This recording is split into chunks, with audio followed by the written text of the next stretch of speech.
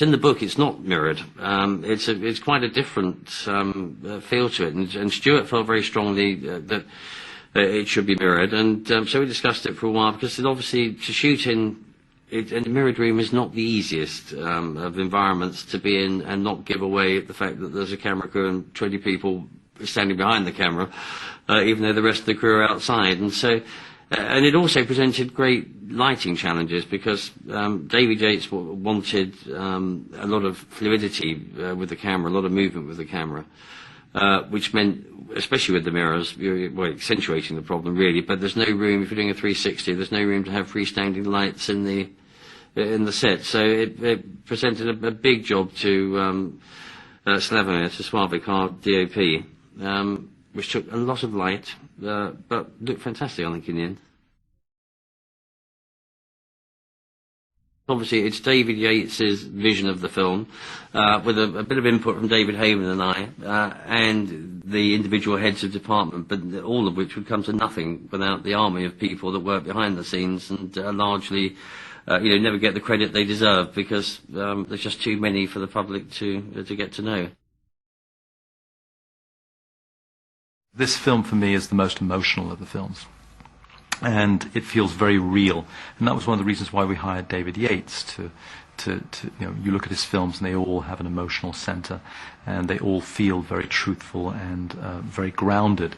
And yes, we have this wonderful magical universe that is Hogwarts, but what makes it that much more magical, I think, in this film is that we really connect with these characters, that we feel the journey that Harry is going on, from alienation to being embraced by his group to becoming a leader, feel the turmoil that he's experiencing as a 15-year-old, as I said, being isolated, and the connection with Voldemort, and obviously the relationship and the journey that he goes on with Sirius Black. It's a very emotional and moving and powerful story, so I think that sets it apart, and I'm really excited by that. Well, when I was preparing the battle sequences, I picked up a wand and I thought, well, how do you use it? Because you give it to an actor, and of course the first thing they do is they're going to just point it. And we're going to need something a bit more sophisticated than that. So I brought a choreographer in called Paul Harris, and my brief to him was, Paul, come up with a kind of a series of rules about wand dueling, and you need to have half a dozen ways of attacking someone and half a dozen ways to defend yourself. And he came up with this whole choreography. And it's a bit like dueling with swords, but you're actually dueling with wands, effectively. And we taught all the actors, we sent all the actors to magic school and wand school, and they learnt how to fight each other with wands. It was great fun. And then they all interpreted it in their own wee style, in a sense, because, Jason Isaacs, who plays Lucius Malfoy, is an aristocrat, so he would use the wand, same spells, the same moves, but in a very gentlemanly way, aristocratic way. And Gary Oldman, who's a bit more streetwise, he'd fight like a street fighter, like he was in a knife fight. Same moves exactly, but he'd kind of be a bit more savvy and streetwise with them. Fifth book is probably the darkest of Jo's books.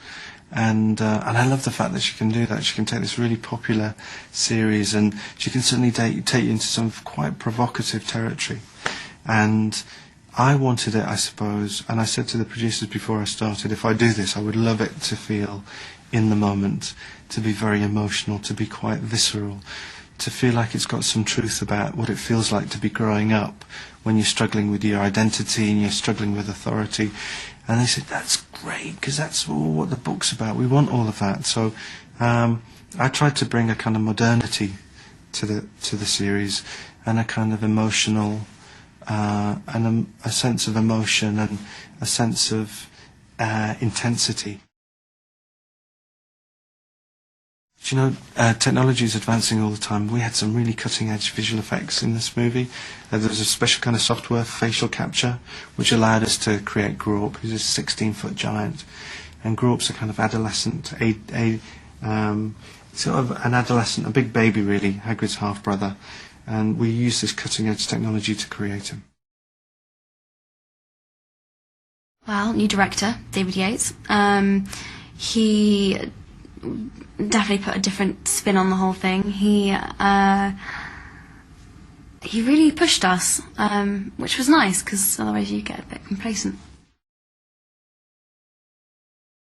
It's quite an interesting sort of dynamic to her character, because obviously previously, she'd rather die than be expelled, and it's all just, she just really wants to play by the rules. And then it's good to see that generally she likes to follow rules, but if she can see that they're basically being brainwashed and just told what to do and controlled, and she's not learning. And for Hermione, that's just, she wants to learn. It's what she loves to do, and she's being prevented from doing that. So she gets all a bit rebellious. I was absolutely thrilled. I'm absolutely thrilled. I'm so proud of it. I think it's our best performances yet by a long way. I think the story is fantastic.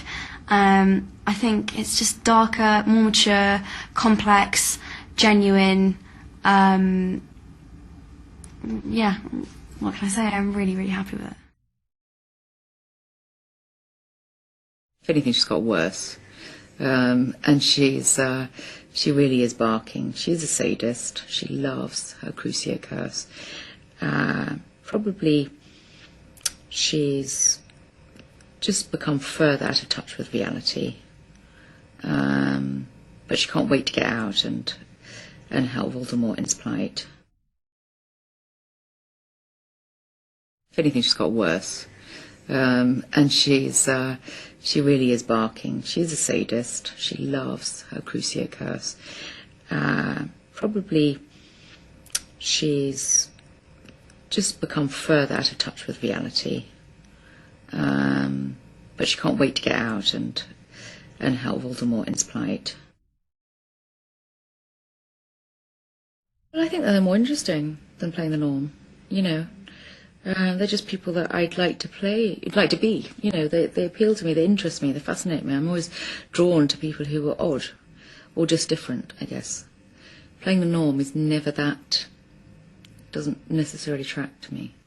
But somebody who's slightly off the scale, either mentally ill or just different in any kind of way, that's always something that attracts me. In Sirius, I think he's just getting closer and closer to, and really loves him as the only member of his family. And then, I think with Dumbledore, he feels a real sense of rejection by Dumbledore, because he feels that Dumbledore's, completely ignoring him, which is very, very sad, obviously. He hasn't heard from his friends all summer, and he's had this incredibly traumatic experience at the end of the fourth year at Hogwarts and the fourth film, and where he's seen Voldemort return and he's been tortured by him, and so he's gone through living hell really, and then no one's talking to him. It seems he's been completely isolated all throughout the summer, despite his friends' promises to write to him. So he's pretty gutted by that. The Order of the Phoenix is an organisation that was set up to fight Voldemort when he first rose to power 14 years ago.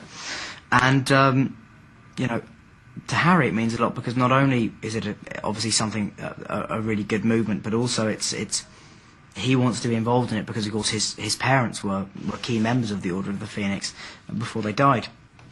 And so, his aspirations to particularly possibly become more like his dad, who he didn't really know, are quite palpable in this film, because he just wants to follow in his footsteps.